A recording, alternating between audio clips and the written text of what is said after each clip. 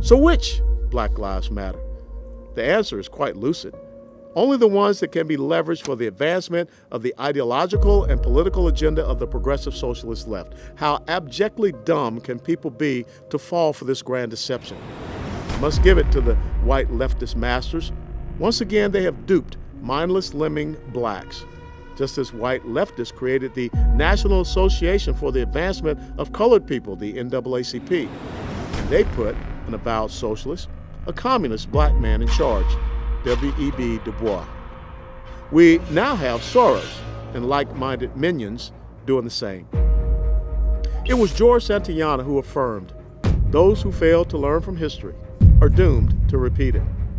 When I see Black Lives Matter banners on churches, you just have to laugh at these chuckleheads and wonder, when did Karl Marx advocate for Christianity? The residents of South Dallas and the American black community need to take the red pill and awaken from the matrix.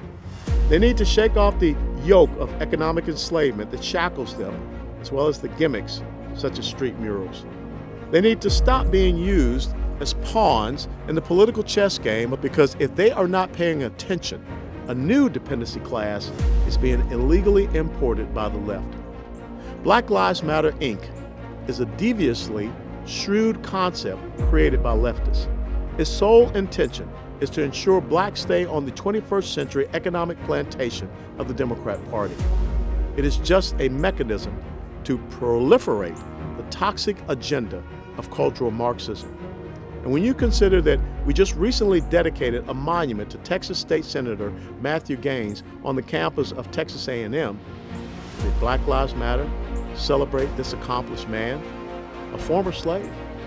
Did BLM raise hell when white leftists tore down the statue of Frederick Douglass in Rochester, New York?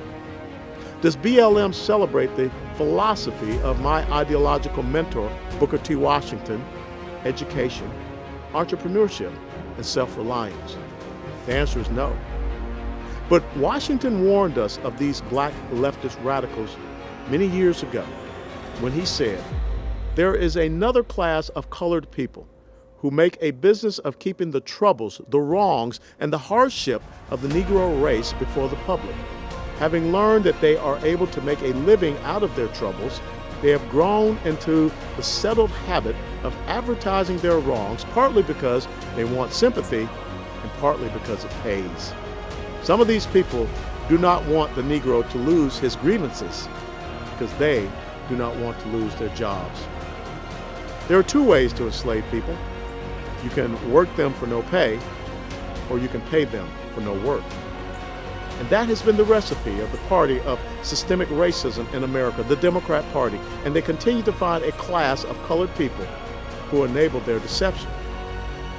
As governor of Texas, I will not allow subversive groups like Black Lives Matter, Inc. to enslave anyone to their white leftist masters. No street murals, just truth.